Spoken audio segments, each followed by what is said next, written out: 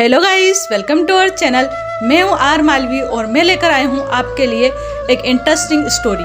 अगर आप भी भविष्य के लिए छोटी छोटी बातों के लिए चिंतित रहते हैं तो निश्चित रूप से ये जो स्टोरी है वो आप ही के लिए है। आइए सुनते हैं इसे। हम इसके माध्यम से सीखने की कोशिश करते हैं कि हमें भविष्य की छोटी छोटी बातों के लिए चिंतित होना चाहिए या नहीं होना चाहिए। एक समय की बात है, एक था जादूगर जो कि बहुत ही अलग अलग टाइप के जादू अपने गांव में, अपने क्षेत्र में दिखाता रहता था। एक बार उसे मौका मिलता है कि वो राजा के दरबार में जाके वहाँ पर अपना जादू दिखाए। अब जैसे ही जादूगर को ये बात पता चलती है कि राजा ने उसे उसके दरबार में बुलाया है जादू दिखाने के लिए, तो जादूगर बहुत ज़्यादा खुश हो जाता है और सोचता है कि चलो राजा के दरबार में आज तो मुझे जादू दिखाना है, तो मुझे वहाँ से बहुत सारा धन मिलेगा। राजा के दरबार में पहुंचता है जादूगर और एक अच्छा सा जादू दिखाने की कोशिश करता है।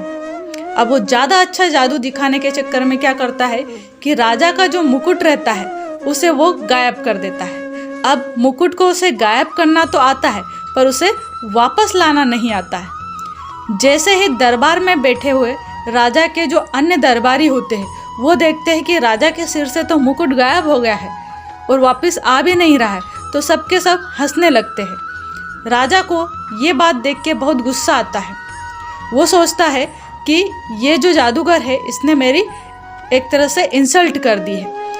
वो अपने सैनिकों को आदेश देता है कि इस जादूगर को पकड़ लो और इसे जेल में डाल दो और इसे 7 दिन के बाद में फांसी की सजा दे देना। अब सैनिक उसे पकड़कर जेल में डाल देते हैं। कुछ दिन बाद जादूगर की जो पत्नी है वो उससे मिलने के लिए आती है और जादूगर से बात करती है और बोलती है कि तुमको ऐसा नहीं करना चाहिए था। देखो, तुमने राजा का मुकुट गायब कर दिया तो तुम्हें आज मृत्यु की सज़ा मिल रही है। पर जो जादूगर था वो बिल्कुल भी चिंता नहीं करता है और हंसता रहता है।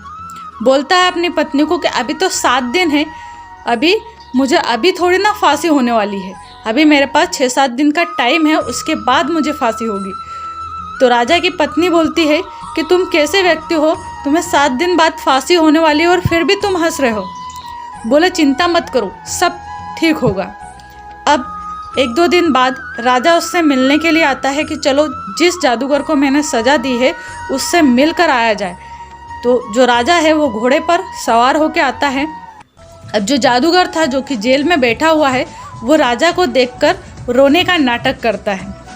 राजा पूछता है जादूगर से, क्यों, उस दिन तो बहुत ज़्यादा हंस रहे थे, मेरा मुकुट गायब किया था और अब रो रहे हो, क्या हुआ?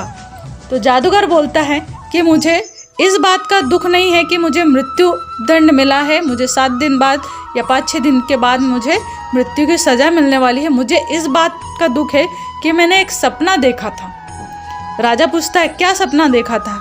मैंने सपना देखा था कि मैं एक उड़ने वाला घोड़ा बनाऊंगा और उसे आपको दूंगा। अब मेरा जो सपना है वो मेरे साथ ही मर जाएगा। राजा सोचता है कि अगर इसने जादूगर ने उड़ने वाला घोड़ा बना दिया और वो घोड़ा अगर मुझे मिल गया और उस घोड़े की सहायता से मैं जब युद्ध लड़ूंगा तो मैं तो सारे युद्ध जीत जाऊंगा। सभी जितने भी युद्ध क्षेत्र में जो भी राजा महाराजा या सैनिक रहेंगे मैं सबको मार के सारे युद्ध अपने हक में कर लूँगा, सारे युद्धों को मैं जीत जाऊँगा। तो राजा बोलता है कि ये काम करने में तुम्हें कितना समय लगेगा? जादूगर बोलता है कि मुझे कम से कम 1 साल का समय लगेगा ये करने में। राजा बोलता है ठीक है, तो तुम्हारी जो सज़ा है हम 1 साल के लिए बढ़ा देते हैं, 1 साल के बाद तुम्हें फांसी की सज़ा दी जाएगी। और राजा वो जो जादूगर है उसे जेल से बाहर निकाल देता है। अब जादूगर बड़ा खुश होता है और अपने घर जाता है, अपनी पत्नी से मिलता है। पत्नी पूछती है, तुम्हें तो मृत्युदंड की सज़ा मिली थी और तुम यहाँ कैसे? जादूगर बताता है कि मैंने राजा से कहा है कि मैं 1 साल के अंदर उनको एक उड़ने वाला घोड़ा बनाकर दूंगा। जादूगर की पत्नी बोलती है कि ऐसा कैसे संभव है? क्या जादू से तुम उड़ने वाला घोड़ा बना सकते हो? ऐसा तो कभी हमने सुना ही नहीं।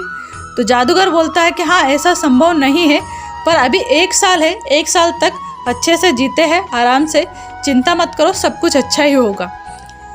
अब कुछ महीने जाते हैं, फिर जो जादूगर की पत्नी है वो फिर पूछती है जादूगर से कि आगे क्या होगा। अब कुछ ही टाइम बचा है और फिर राजा आएगा और बोलेगा तुमको कि तुमने उड़ने वाला घोड़ा नहीं बनाया और तुमको मृत्युदंड की सज़ा दे देगा।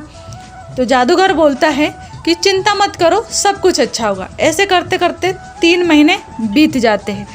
3 महीने में जो राजा का घोड़ा रहता है वो मर जाता है और चौथे महीने में राजा भी मर जाता है और इस प्रकार से जो जादूगर रहता है वो बच जाता है। अब कौन सी सज़ा और कौन सा उड़ने वाला घोड़ा। तो ये जो कहानी है इससे हमें ये शिक्षा मिलती है कि कभी कभी हम व्यर्थ की जो बातें होती है उनको लेके कुछ ज़्यादा ही चिंतित हो जाते हैं। जो काम होना रहता है वो समय पर होता ही है और उसके हिसाब से ही होता है। तो हमें जो छोटी छोटी व्यर्थ की बातें हैं उनको लेकर भविष्य के लिए ज़्यादा चिंता नहीं करना चाहिए। तो ये थी हमारी स्टोरी आज की। आई होप आपको अच्छी लगी होगी and thank you so much for watching this video. Thank you.